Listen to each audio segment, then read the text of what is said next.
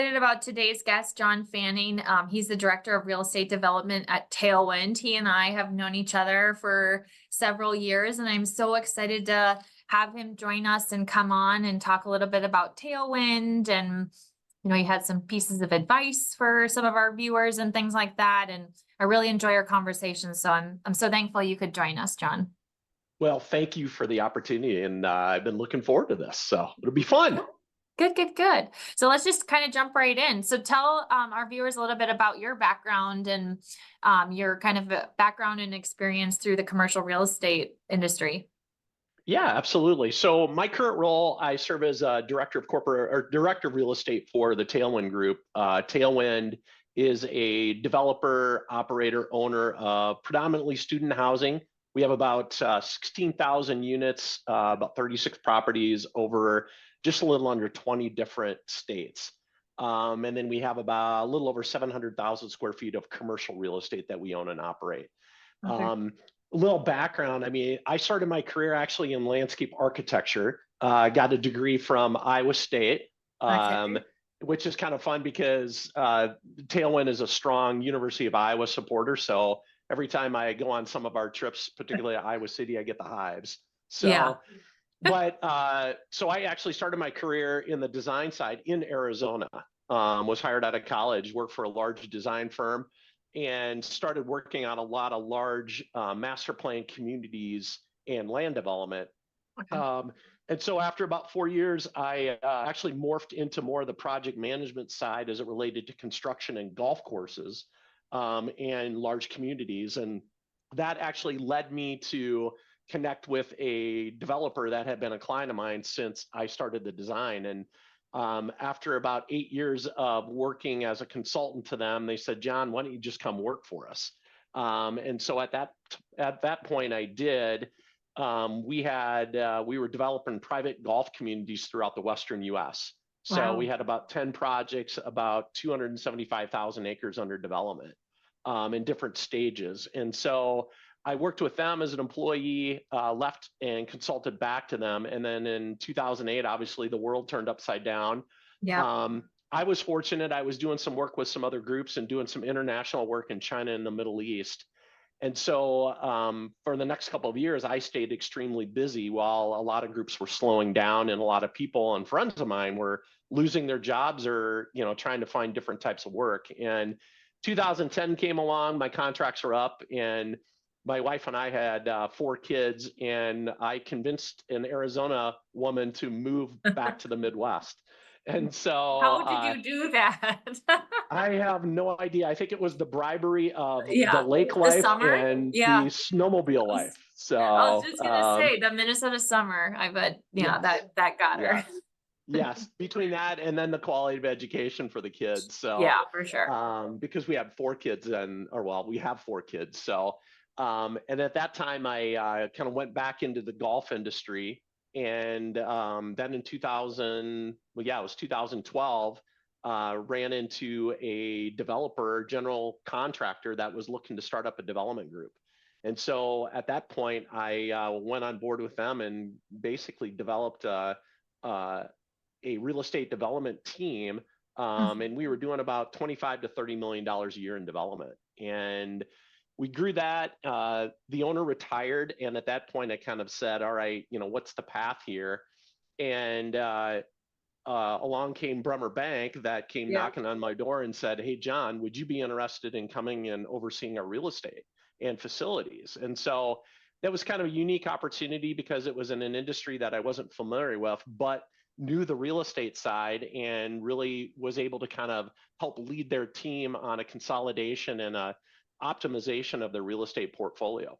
Mm-hmm. And so did that for about 5 years, and then an opportunity came forward with me during that time with Bremer because I continued to do some development on the side, and specifically with a couple of the ownership of the Tailwind Group, and on some just small commercial stuff. And so I was working with them. After 5 years at Bremer, RBC, or Royal Bank of Canada, approached me about coming to oversee their real estate for them nationally as it related to their wealth management group, and specifically related to their new building downtown Minneapolis. And so went on board with them, continued to do stuff with Tailwind, and about 6 months into it, Tailwind said, Jon, why don't you just come work for us? Mm-hmm. And so that's kind of where I ended up with Yeah. Tailwind. So it's kind of fun now because I'm involved in not only the commercial side, but also on the Yeah. student side and getting So, more involved in that. yeah, so maybe tell us a little bit about that. That's like your role as it relates to, being at Tailwind now full Yeah. time. So it's, as far as the commercial side, I'm really kind of driving the commercial opportunities. We have we have about a little over 700,000 square feet in our portfolio of commercial properties that have Okay. been just kind of run, but there was really not like a global look at the real estate and all the properties that we had. In a formal manner. And so really the goal right now is to formalize that not only with our ownership group, but with the property management team that we have. In addition to, we were starting and involved with two new projects specifically that were non-student. One was a 73-acre project in Iowa City, and Mm-hmm. another one was a 14-acre project in Ankeny. And both of them were really, we had put under contract at the time I started, well, really before I was working with them and looking at them and basically just looking as what's the long-term direction of those projects and, Sure. are they viable? And so that's really what we spent the first few months of coming on board with Taylor to really look at those. Sure. We did close on the land for Iowa City right before Thanksgiving. And then Ankeny, we're working right now on the due diligence and entitlement phase. So really Yeah. my main role is to really just kind of help organize the commercial side, but also get involved in the student side as well and, add value where I can. I mean, we've got a Yeah. pretty solid team as it relates to that, but it's also given us an opportunity to really, for me to jump in and help on some of the entitlement and the approval process on projects where we're kind of earlier in the phase of the ground up stuff. Yeah. So you had mentioned, I saw that on LinkedIn, the announcement that you shared, the 73-acre kind of project in Iowa City. Can you tell us a little bit more about it? Maybe some specifics around it or anything interesting that our viewers might think would be interesting? Yeah, it's an interesting project. It really ties to the old real estate adage: you want to be the first child, the second wife, and the third developer. In this case, we're all pretty much the third developer coming in on the project. Okay. Um, the market's interesting because this is a piece of property that previously was a portion of it's undeveloped, but then there were a couple of residential houses on it, and then there was a mobile home park that was on there. And the developer that was involved in the kind of the 2017, 18, 19 worked with the city and as part of their master planning. And at that time, they removed the mobile home park with the intent that the project was going to move forward and they were going to build affordable back in as a part of it. Okay. And so, so part of our goal is really to work hand in hand with the city, because not only from the affordable part to the project, because it's a mixed use development, but Yep. this really is going to serve as the gateway to Iowa City because it sits right at Interstate 80 and Dubuque Street, which is the main entry into Iowa City and the University of Iowa kind of downtown area. Okay. And we already had a presence in Iowa City with 2 student housing and some retail properties that we owned. And so this was just a good fit for us Unnatural. in Yeah. understanding the market and having good relationship with the city. Mm-hmm. So Mm-hmm. It was like a natural fit. Well, that sounds exciting. When does that kind of kick off?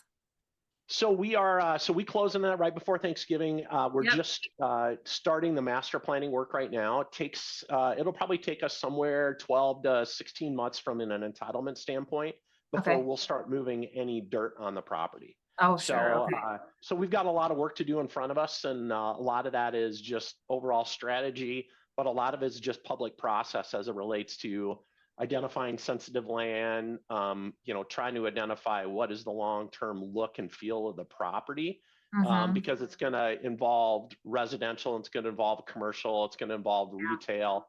But there's a lot of input that's going to come not only as part of the city of Iowa City, but the community around it. Sure. So. Yeah. Yeah. That sounds like will be a really fun project and can't wait to see that kind of evolve over time. Tell me a little bit about kind of where the name Tailwind came from. I think that yeah. It's interesting. So Tailwind was started for individuals couple of them were actually friends in college that became corporate pilots. And they were, because at Mankato State at the time, now Minnesota State, has a flight school.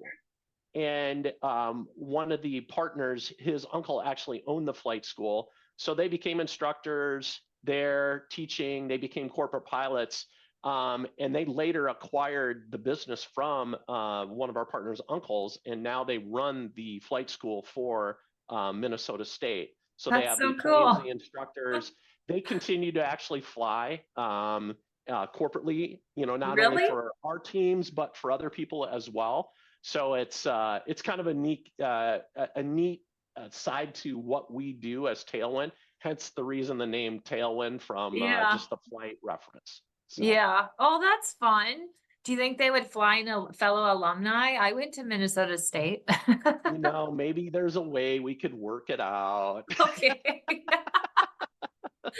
Yeah, be Maybe, like, maybe okay, so maybe we get an office building and, you get Celeste start doing some work. We'll just have to take a trip down to Iowa City. So. right? Okay, there we go. Now we're thinking. I like that. Absolutely. Oh, that's funny. Well, that is such a fascinating story. So they do, I mean, all of that flight school, all of that, that's really fascinating. I love that. Forgive me, I'm not big in flight and aviation, and that Tailwind is like the weather, or how would that, like the flight, or? Couple of different things, more kind of the tail of the airplane. Oh, okay. So, in tailwind, as you're flying, a lot of times if you've got the wind behind you, you've got the tailwind pushing you forward. Okay. So I think that's a little bit of where the reference comes from, and Yeah. kind of the adage behind it. Okay, that's fascinating. Thanks for sharing that. I've always kind of wondered that. So I'm like, okay, I'm glad I got I got an opportunity to ask you that. Okay, kind of more, the current market for developers has kind of been at a standstill, right? Due to interest rates, lots of different things. But maybe can you share how Tailwind is approaching opportunities kind of given the current market? I think for us is we're in a unique position. We have a large investor pool that we work with, both private individual investors. We have some family offices, but we're in a market, particularly in student housing, that we're continually seeing growth. And I think our biggest balance right now is trying to figure out project costs, financing, that what the market will bear as it relates to student housing. And for those people that have, college students, in a lot of the universities that we focus on, which typically are in the Power 5 conferences, so SEC, ACC, Big 10, Big 12, Pac-12, we're continually seeing universities that are having growth and need for student housing. So at that point, you start to look at it as, okay, where does the financial side make sense with the rising and the changing interest rates, and the construction costs?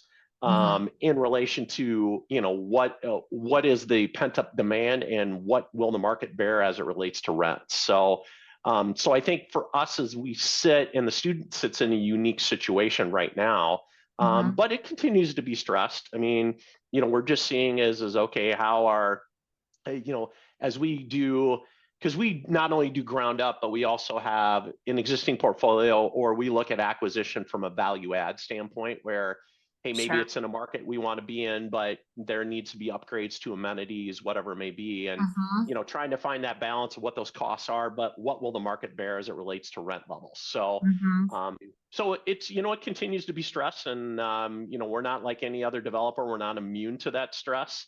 But it's now just figuring out how do you creatively work through it to continue to move the needle. Yeah, it sounds like you guys have a real pulse on that. So, thanks for sharing that. So we've talked a lot. I know that we've been involved in, or I've been involved in on myself, different associations and organizations. I think that there's a value there from just a networking perspective, but just, kind of getting out there and understanding what's going on. So over the years, you've really been involved with MSCA. It's a local association, from the board of directors to president. I think that came kind of quickly. Can you kind of share a little bit more about that organization and kind of why you chose that one and how you got started? Yeah, I got involved with MSCA in 2012, when I really got back into the development world. And part of the reason I looked at that, I had been involved in ICSC, which is International Council of Shopping Centers, which is a big national organization. And then I was involved in a very similar organization in Phoenix called Valley Partnership. And so when I came here, that was the first thing that I saw as an opportunity because I was new to the market. I mean, coming from this area, I had a lot of friends and a lot of, people that I knew that worked in the industry here from college, but really kind of starting from scratch. And so I wanted to really find an organization that, I could really network and get involved, on different levels of the development in the real estate industry. And this one was just a good fit. And it was one, after going to the first meeting, you just kind of find out how open people were about networking and really kind of gaining a lot of relationships within it, not only business wise, but also personal wise. And so that really is kind of what drove me. And I mean, my first committee I got involved with was the golf committee, and all of a sudden for MSCA, that was the biggest fundraiser and continues to be the biggest fundraiser that they have, and all of a sudden you've got 350 people that you spend the day with, and everybody's out having a good time. So I've attended that one. That one is a good event. I've attended that one in the past. That's a really well-attended event, and that's a really nicely run one too. Yeah, so it was fun, and it's continues. I'm still involved in the committee side there, so that's on the golf one. Give up. Yeah, absolutely. Are you? Okay, fun. So you need to make sure you play this year, Celeste. I know. Okay, well, I need to sign up. I need to sign up a team for us for Spectrum. Perfect. Kind of on that same note, what's one kind of piece of advice that you would give young professionals kind of just starting out in the commercial real estate industry? It can be really daunting. But what's one thing you'd kind of leave them with? I think the big thing is the networking side. And I think a great one to do is join an organization, but not just join, be active in it. There's the point of, hey, you know what, I'm going to pay my dues and I'm going to attend an event every once in a while, but getting involved in a board, getting involved in a committee, just opens up so many different doors. And I think we all know that, a lot of times within the organizations, people do work with other people in the organizations. And I think it's a great way to expand, people's not only network, but just business contacts. And, no matter what organization, obviously I was involved in MSCA, but I've also been involved in MNCAR. I've been involved in NIOP, and so there's a lot of good ones out there. I think it's finding the right one that fits the industry that either you're in or you want to be in, and what's the best fit for you as a person for involvement.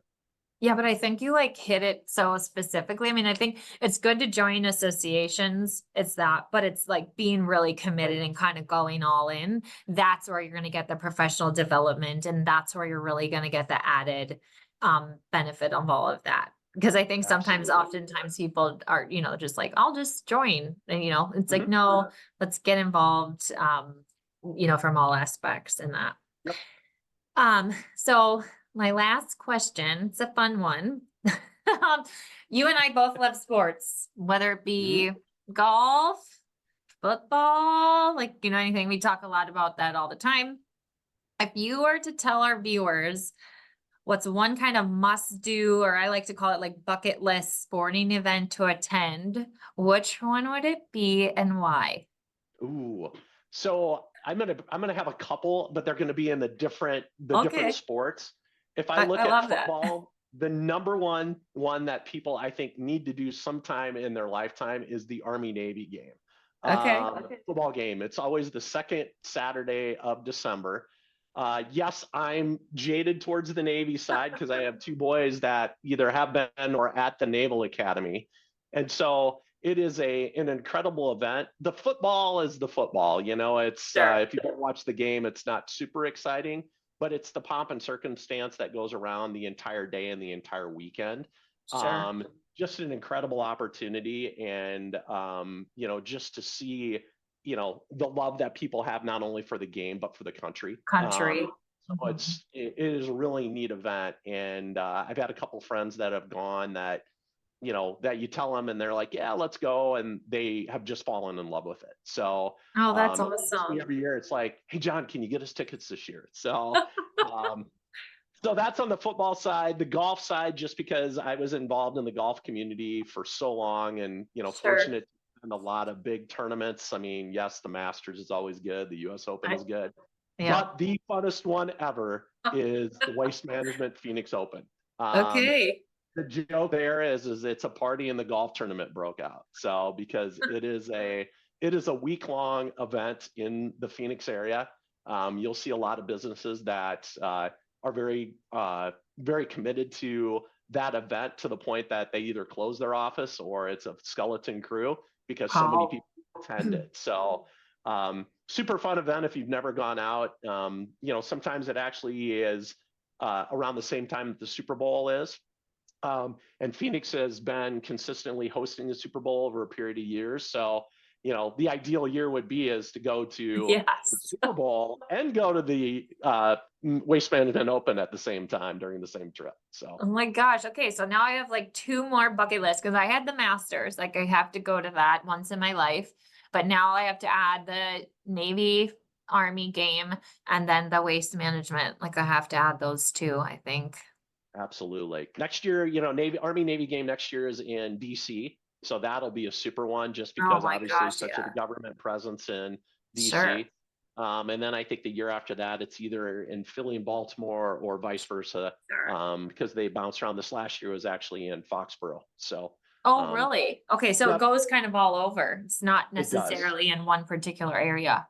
It does. So, but it's predominantly in the East Coast, and it's bounced between Baltimore, Philly, New York, and then this year it was in the Meadowlands, DC, or excuse me, in Foxborough. This year is in DC, and then it'll kind of start the loop again. So, Oh, okay. That's really cool. Yeah, I for sure have to yeah, add that because I love yes. sports. I'm like, okay, I'm taking John's word for it. I need to attend these. If you What do, about? you got to make sure you get there early on Saturday for the Okay. ESPN game day. So, Oh, because wow. that is Okay. an experience, because they do that from every year. It's ESPN game day is at this game. So Oh, it's that's so fun. it is super fun and very, very well attended. So Oh, that's so fun. Like the only other thing I've been to that I could kind of relate to that would be 2 things that popped in my head was the Olympics, which is really cool to not only see just different countries and the people of that have pride for each of their countries that they're participating in. And then obviously the Ryder Cup when it was here is at mhm. Hazeltine and just the Oh pride yes. of being, USA and those chants and the red, white, and blue. And I lost my voice at a golf tournament. So Nice. I feel like I would lose my voice probably at Waste Management Open. Oh yes, 16th hole. Yeah, cheering, booing, all of the above. Yeah. Betting. Betting. Yeah. Yes. Yes. For sure. Exactly. Yeah, well, good. Well, I'm really I do thank you for coming on and telling us a little bit about where you're at, Tailwind, and what you're kind of doing there. And it just sounds like it's kind of just a natural fit for you and your background that you have and perspective that you can kind of bring to that organization. So they're very lucky to have you. Well, I'm extremely fortunate. We've got an awesome team here, and it's great. Just people wanting to be in the office and wanting to be Mhm. together, and that collaboration. And after what everybody's been through the last few years, it's definitely been just an awesome environment, and it's super fun and kind of energizing every single day you come into the office. So Oh, that's fantastic. That's awesome. Well, thank you. you're welcome. Bye. See you later.